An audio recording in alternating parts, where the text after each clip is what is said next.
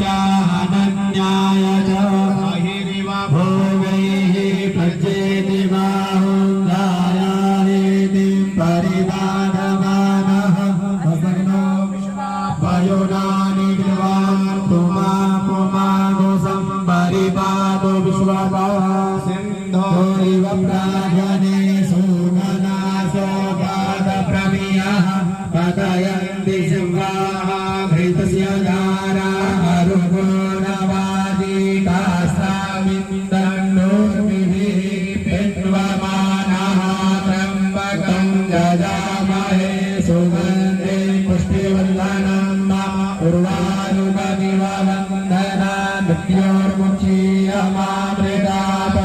भगवत्यै गङ्गादेव्यै नमः। विलेपनार्थे चन्दनं समर्पयामि, अलङ्करणार्थे अक्षतान्, पूजार्थे पुष्पं पुष्पमालां दुर्वाङ्कुरं